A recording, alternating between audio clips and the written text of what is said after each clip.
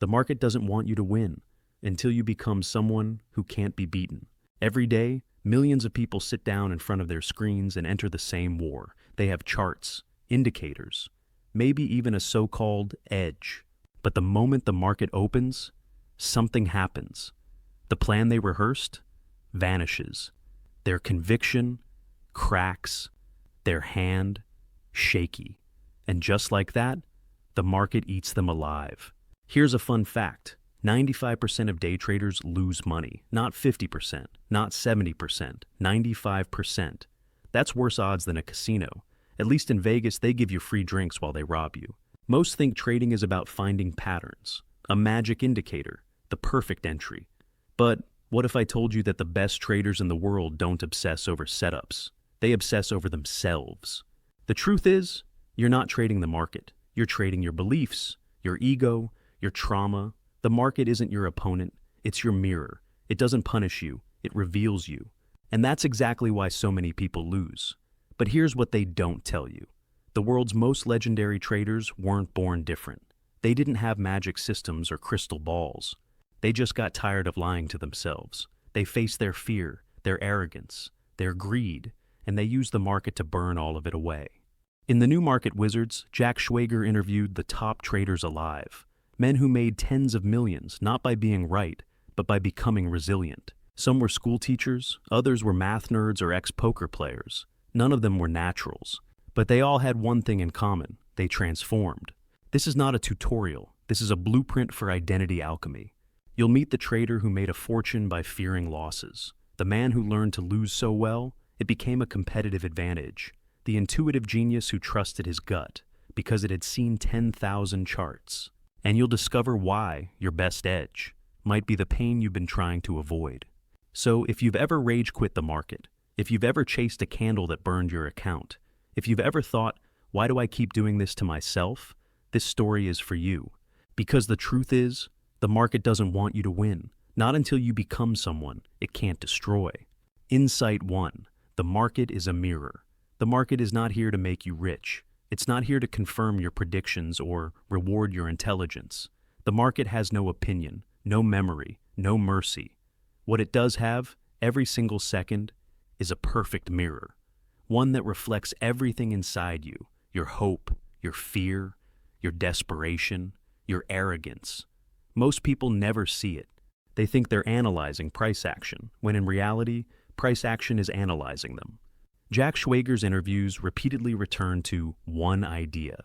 The people who make it in this game don't just know charts, they know themselves.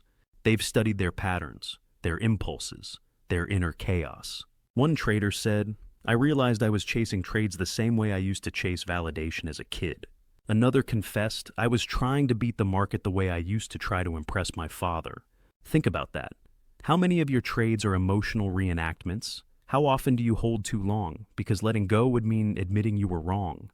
How often do you size up? Not because it's smart, but because you want to feel powerful. The market doesn't care about your feelings, but it will show them to you. And if you're paying attention, it becomes the greatest therapist you've ever had, because it never lies. You blow up an account, that's not the market's fault. That's your unresolved impulse staring you in the face. One of Schwager's most powerful moments came when a trader explained why he started journaling. Not his trades, but his emotions during each one. Over time, he saw patterns. Not in the market, but in himself. Fear always showed up after 3 losses.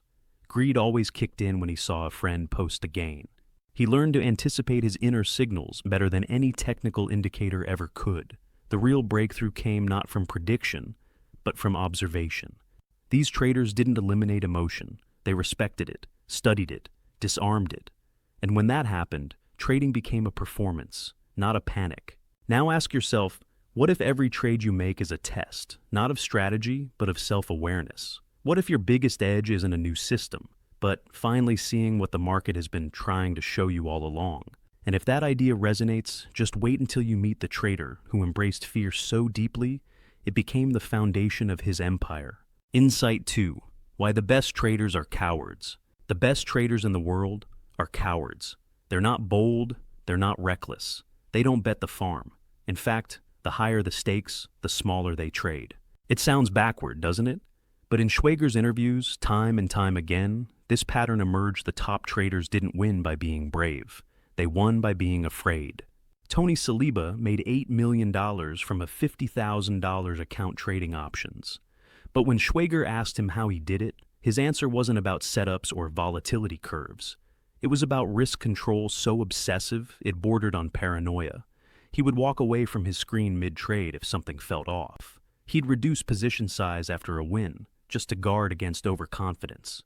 And if a trade ever started to feel too good, that was his cue to get out. Then there's Tom Baldwin, one of the largest bond traders in the world.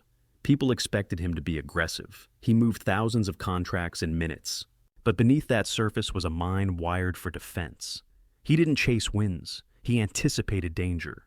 His size, carefully calculated, his losses, ruthlessly cut. Here's the paradox. Amateurs think courage means holding on. But professionals know real courage is letting go. Letting go of bad trades, letting go of pride, letting go of the need to be right. One trader told Schwager, "Every time I start getting confident, I size down. I want to feel like I could lose because that keeps me sharp." That's not cowardice. That's mastery. You see, most people enter the market seeking reward. They're chasing thrill. But the pros, they're scanning for threat. That's what keeps them alive. That's why they last. It's like walking a tightrope over a canyon. The average trader looks at the view. The great trader watches the wind. A normal person feels good after a win and bets bigger. A master feels suspicious after a win and protects their capital, because the real danger isn't loss, it's hubris.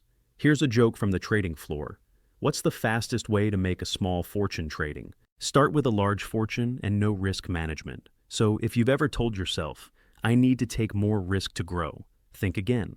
What if you don't need more courage? What if you need more fear? What if the voice you're ignoring, the one that says, "slow down," is the one that turns you into a legend? Because in trading, bravery doesn't make you rich. Survival does. But what if I told you, even surviving isn't enough? If you're trading someone else's system? Insight 3. There is no holy grail, only personal edge. Every losing trader has one thing in common. They keep searching for the perfect system. They bounce from strategy to strategy. RSI this week. Fibonacci next week, maybe some Wyckoff next month. And every time it fails, they say the same thing. It worked for someone else. So, what's wrong with me? But here's the twist. Nothing's wrong with you. What's wrong is the question. Because as Jack Schwager discovered after interviewing dozens of trading legends, there is no one-size-fits-all strategy. These traders didn't follow the same system. They didn't use the same indicators. Some were ultra-technical. Others trusted gut feelings. Some scalped tick charts. Others held positions for months. The only thing they shared was self-knowledge. Take Mark Ritchie, a trend-following trader who turned $30,000 into millions by riding big moves over time. He told Schwager, "The key is to find an approach that fits your personality. That's it. Not what works on paper, not what backtests well, but what fits you, your psychology, your pain tolerance, your emotional rhythm." Contrast that with Linda Rashka, who made her fortune in fast-paced intraday trades. For her, long-term positions were psychological torture. Holding trades for weeks wasn't wrong. It was just wrong for her. See the pattern? The Holy Grail isn't a system. It's alignment. Alignment between who you are and how you trade. But that requires honesty. And most people avoid that. Because it's easier to copy someone than to confront your own wiring. Easier to follow a signal than to admit your risk tolerance is paper thin. Easier to blame a strategy than to ask, "Am I even meant to trade this way?" Here's the metaphor that Schwager never said, but it's true. Trying to force someone else's system onto your brain is like borrowing shoes 2 sizes too small and trying to run a marathon. Painful, awkward, and guaranteed to fail. So, what's the solution? Stop chasing what's working right now. Start studying yourself. Journal your emotional triggers. Track your comfort zones. Notice when you feel flow and when you feel panic, and then reverse engineer a strategy that fits that. Because the traders and the new market wizards didn't win because their systems were better. They won because their systems were tailored to their inner world. One trader put it perfectly. "I spent years looking for the Holy Grail outside. Turns out it was inside me all along. I just had to dig through a lot of BS to find it." So, if you've been feeling like a failure for not getting it, Here's your permission slip. You don't need to get someone else's system. You need to build one that fits your soul. But that takes time, and often that process begins not with success, but with pain. Insight. Far. They blew up, then became millionaires. Every trader has a scar. Some just wear it better. Before they became legends, the market broke them, humbled them, humiliated them. And in those moments, when their accounts were empty and their confidence shattered, they had to make a choice: quit or transform. Jack Schwager didn't just interview success stories. He interviewed survivors. And what he uncovered was a hidden pattern nearly every market wizard had once blown up. Not just lost a little, not just had a bad week, full-blown devastation. One trader confessed to losing $600,000 in a single afternoon because he refused to cut a loser. Another got greedy, doubled down, and watched months of gains vanish in minutes. But none of them blamed the market. They blamed their mindset, their ego, their illusion of control. And that's when something strange happened. Their real journey began. It wasn't the profits that made them great. It was the pain. Because pain broke the fantasy. It shattered the illusion that they were smarter, faster, invincible. And in the ashes of that collapse, they rebuilt, but this time with humility.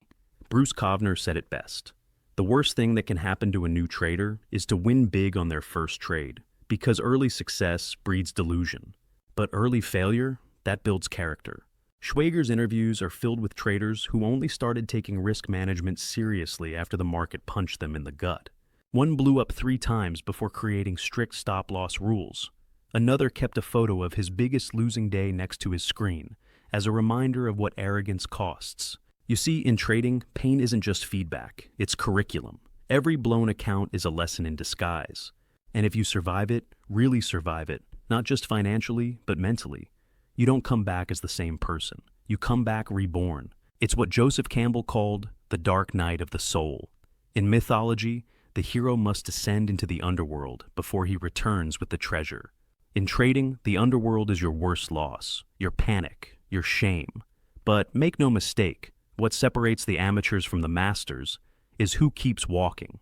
One trader told Schwager, "I lost everything at 25. By 30, I was a millionaire. The difference? I stopped fighting the market and started learning from it." Another said, "My worst day became my best teacher. Now I keep that memory close, not to torture myself, but to remind myself how far I've come." So if you've blown up before, good. That means you've started. The market has initiated you. Now the question is, will you run from the lesson or rise into it? Because on the other side of that loss is someone new, someone who doesn't fear the market anymore, because they no longer fear themselves. And once you've faced that pain, you're ready to learn the most surprising skill of all: how to lose like a winner. Insight 5. Losing is a skill. Nobody tells you this when you start, but the traders who make the most money are the ones who've mastered the art of losing. Sounds insane, right?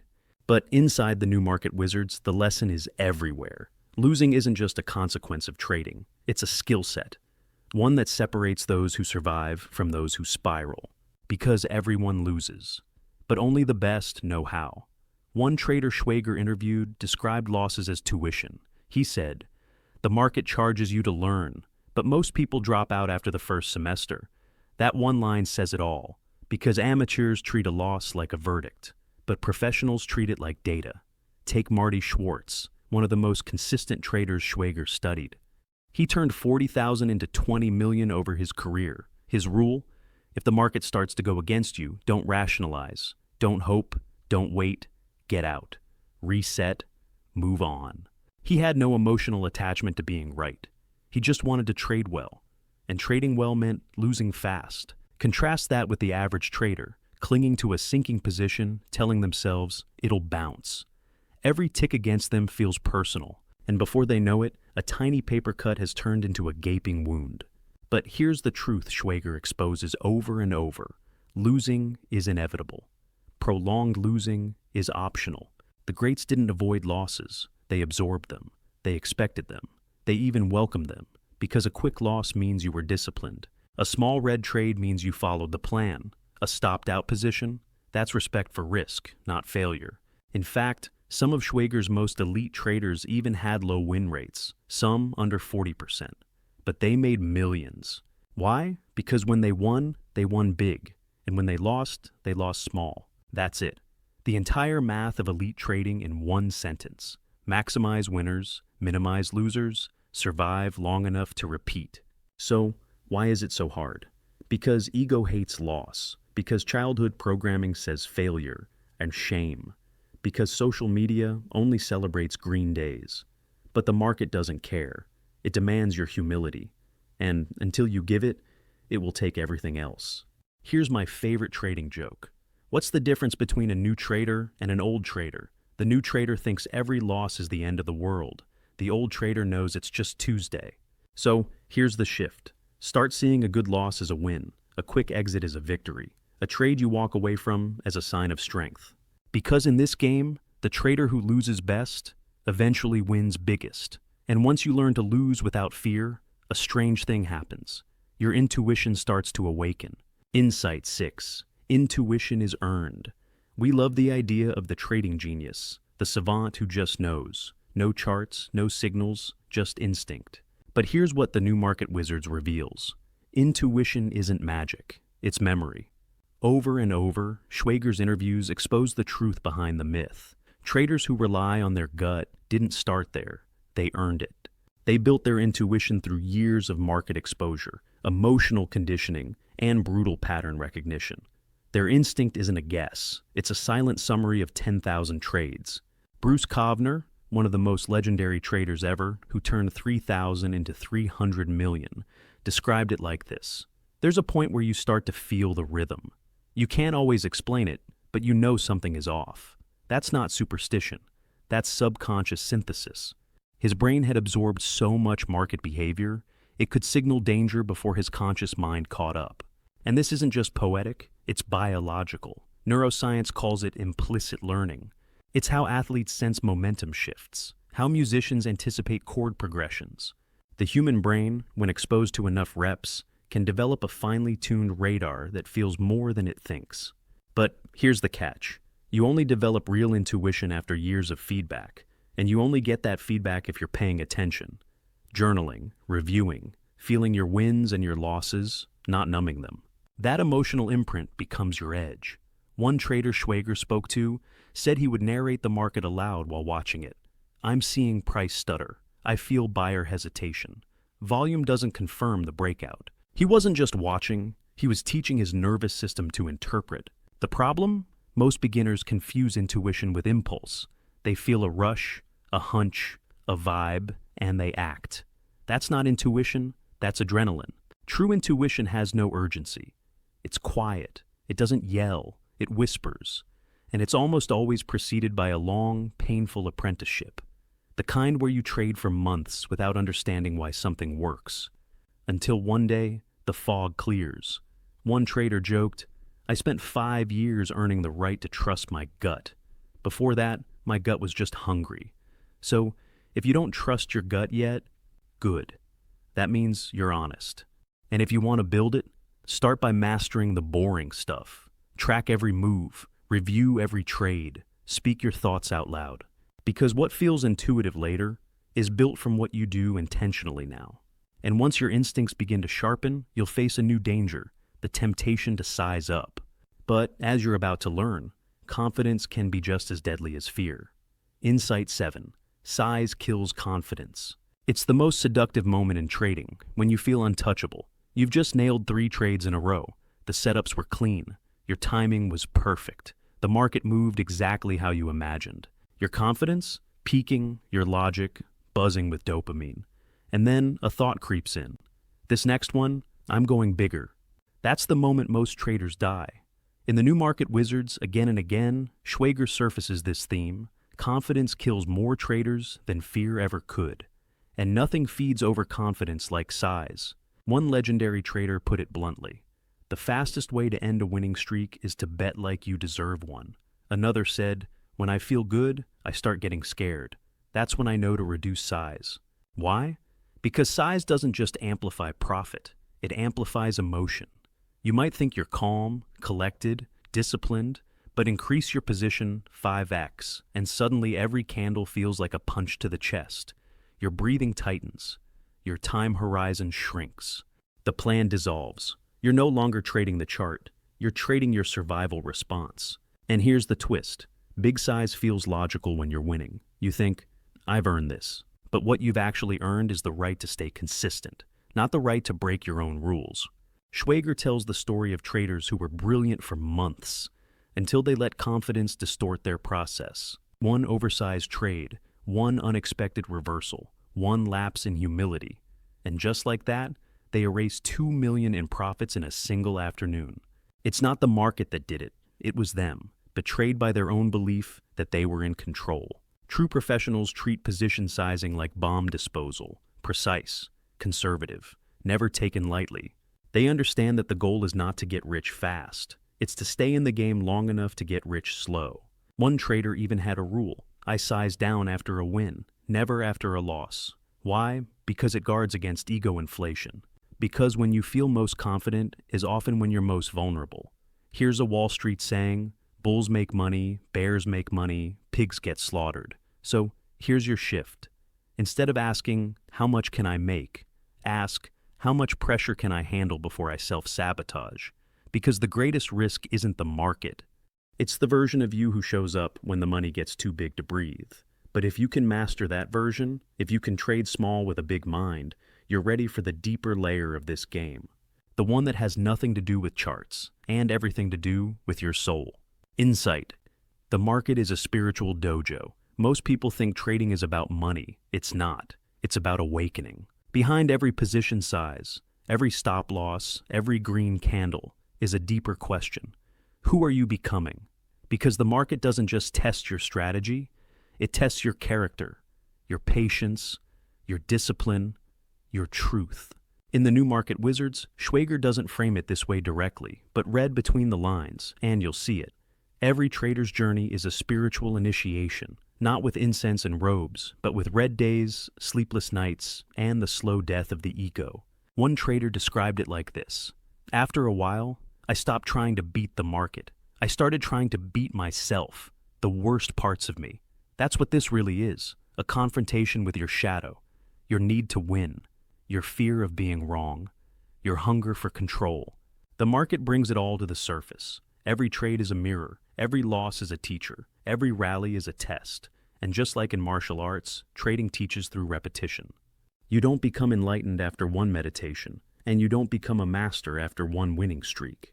The lessons are learned in the trenches, in the painful consistency of showing up, watching your flaws get exposed, and not looking away.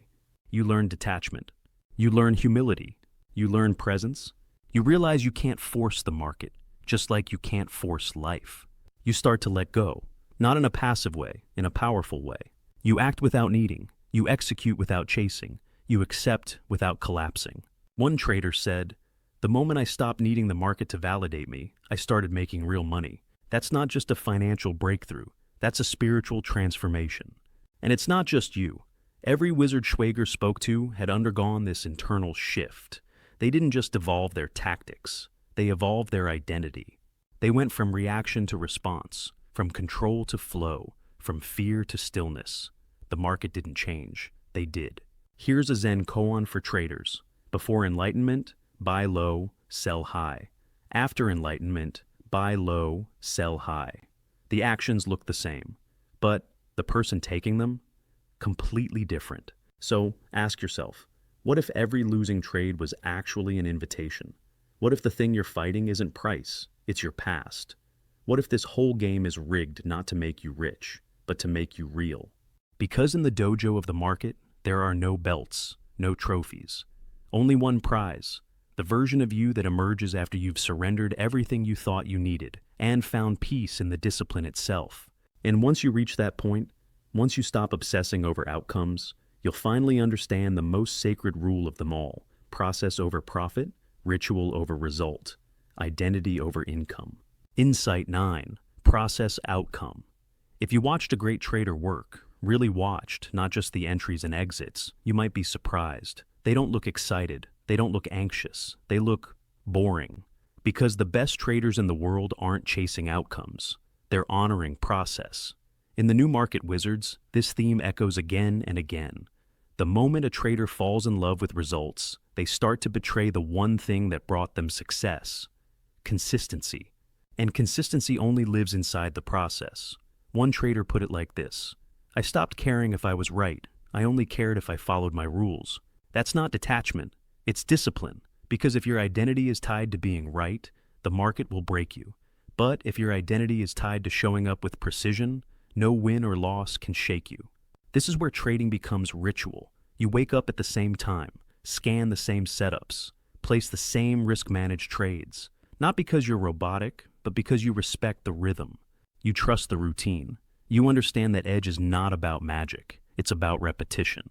One of Schwager's interviewees described a day where he followed his system perfectly. Every exit, every stop, every confirmation, and still lost money. But he went home smiling, because that was a perfect day. The market didn't reward him, but the process did. His confidence stayed intact. His identity stayed stable. And that's the magic. When you follow the process, your self-worth stops fluctuating with your P&L. Most traders, they win, they feel like gods. They lose, they feel like garbage. It's emotional whiplash.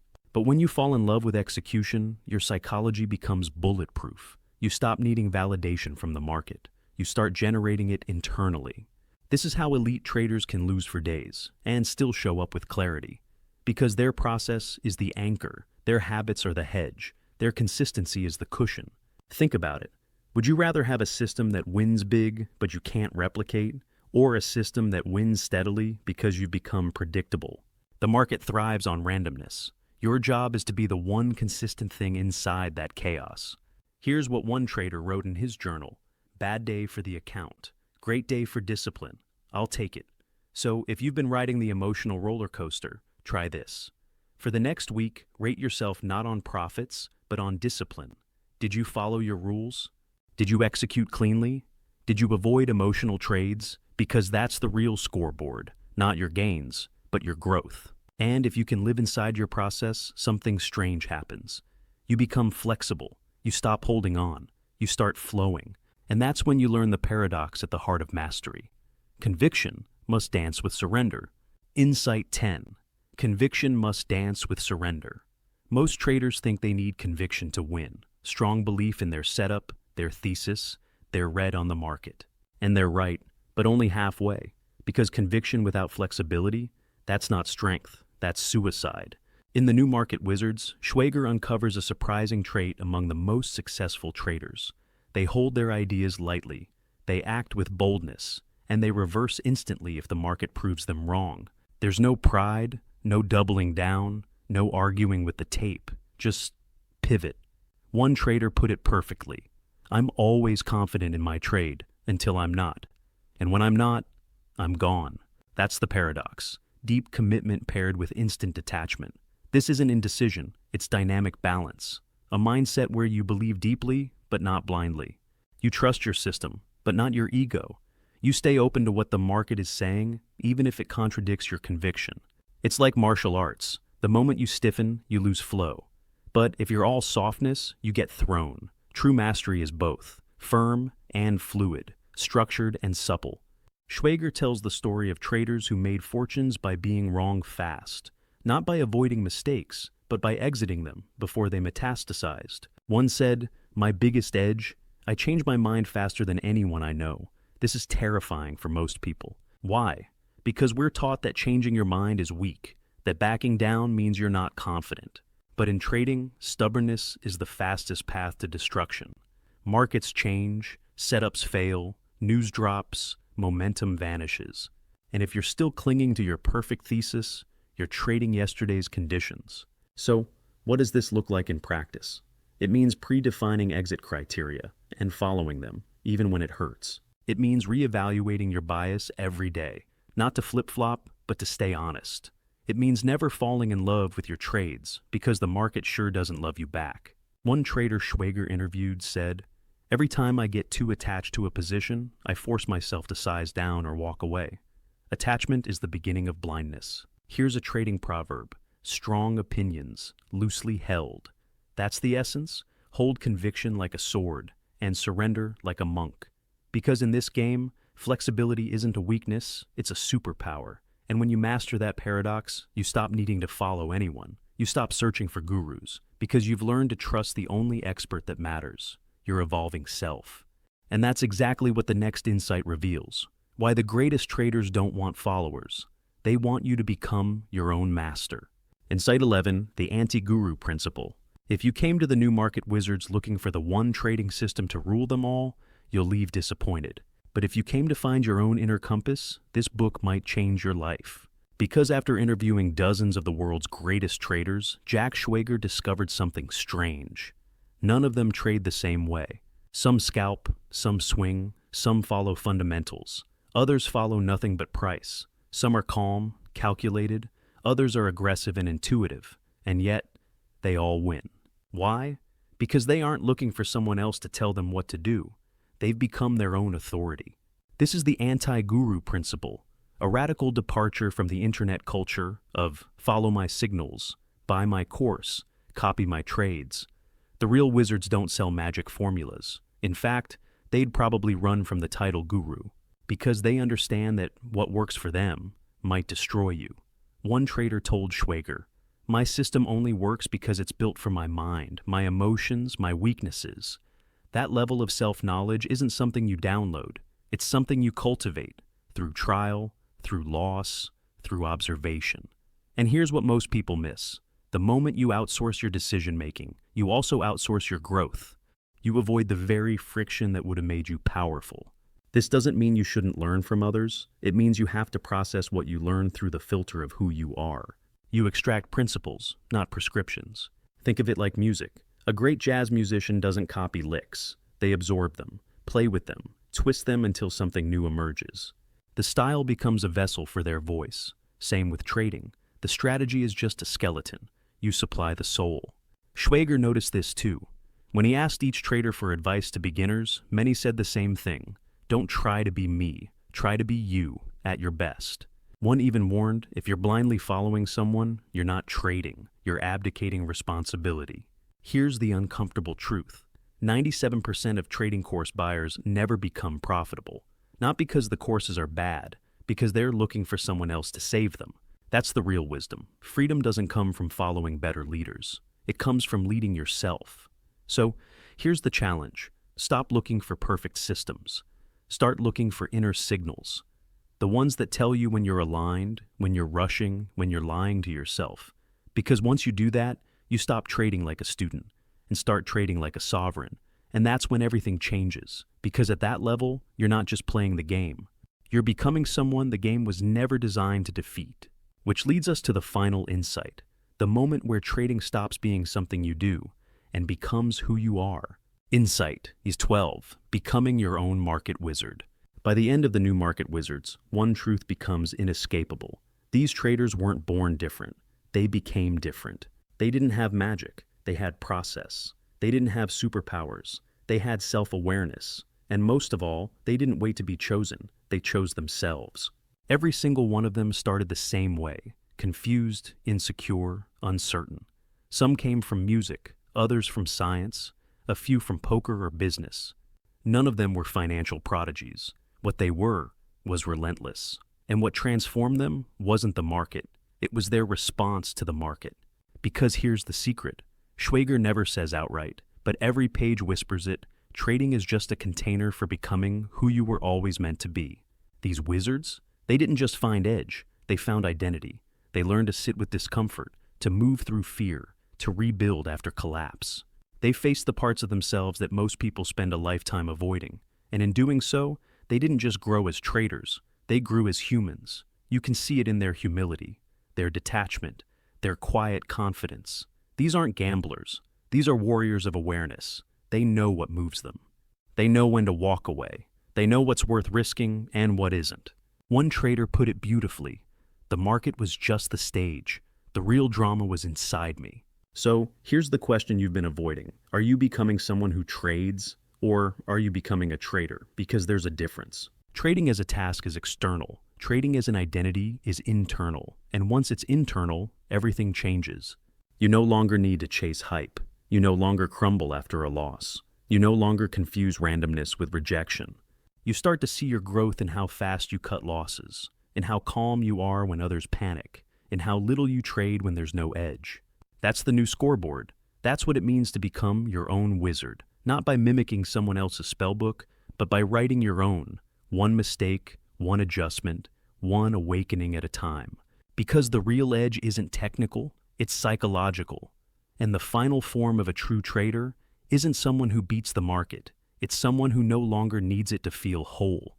Remember what Paul Tudor Jones said, "I'm always thinking about losing money as opposed to making money. Don't focus on making money, focus on protecting what you have." That's not just trading wisdom, that's life wisdom.